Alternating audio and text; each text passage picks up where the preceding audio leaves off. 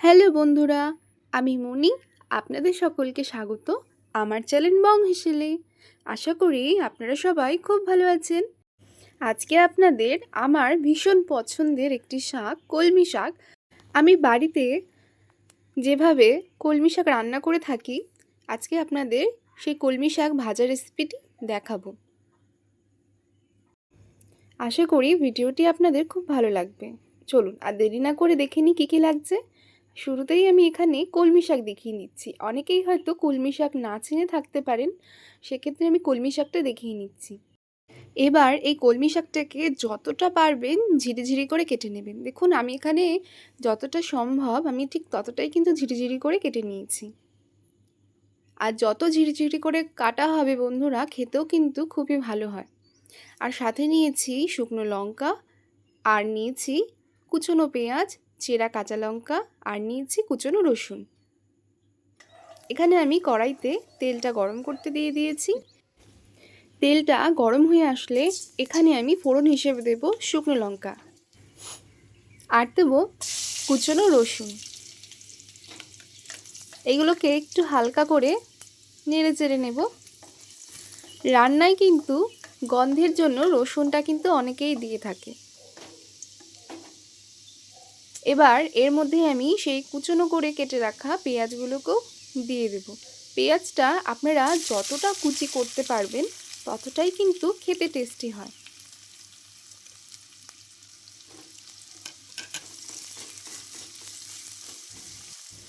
এবার এই পেঁয়াজটাকেও খুব ভালো করে কিন্তু ভেজে নিতে হবে, একদমই লাল লাল করে।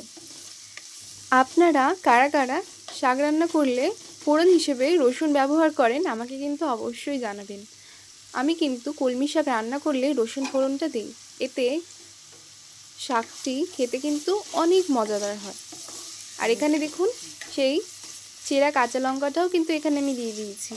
এবার এই সবগুলোকেই খুব ভালো করে নেড়ে চেড়ে নিতে হবে, একদমই ভাজা ভাজা করে নিতে হবে।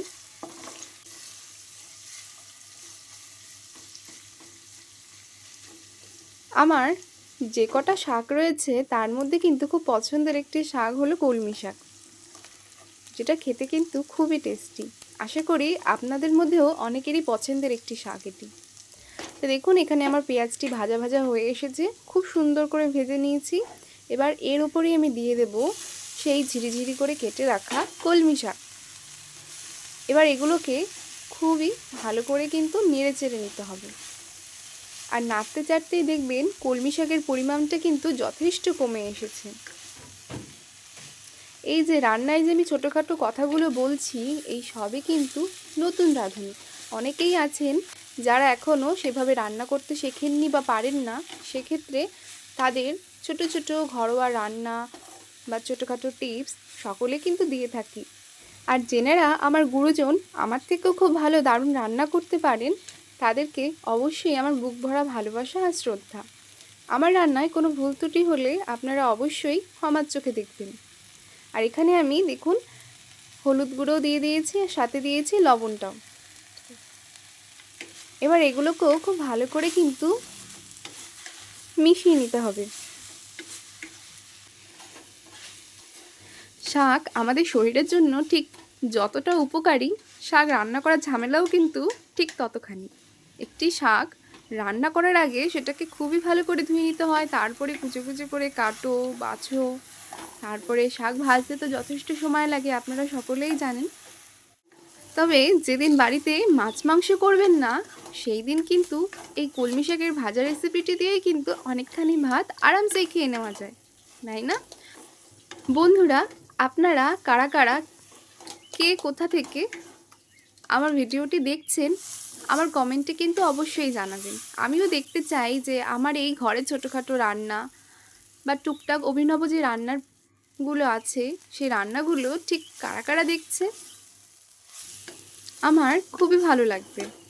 আমার এই ছোট্ট রান্না চ্যানেলটিকে আপনাদের ভালোবাসায় একটু একটু করে বড় করে তুলতে চাই। আমার পাশে আপনারা অবশ্যই থাকবেন। দেখুন বন্ধুরা, আপনাদের সাথে গল্প করতে করতে আমার এই শাক রান্নাটি কিন্তু শেষের পর্যায়ে চলে এসেছে। আর আপনারা একটা জিনিস ফলো করেছেন কি, শাকটা রান্না করতে করতে তার কালারটা কিন্তু অনেকখানি চেঞ্জ হয়ে গেছে। সাথে অনেকখানি কমেও গেছে। আমার এই কলমি শাকের ভাজা রেসিপিটি আপনাদের কেমন লাগলো আমাকে কিন্তু অবশ্যই জানাবেন। আশা করি ভিডিওটি না টেনে পুরোপুরি দেখেছেন। আমার এই ভিডিওটি যদি ভালো লেগে থাকে বন্ধুরা, আমার এই ভিডিওটিতে একটি লাইক কমেন্ট অবশ্যই করবেন। আর আমার চ্যানেলে থাকা অন্যান্য ভিডিওগুলো দেখে নিতে পারেন। নতুন ভিডিও পাওয়ার জন্য আমার চ্যানেলটিকে সাবস্ক্রাইব করে পাশে থাকবেন।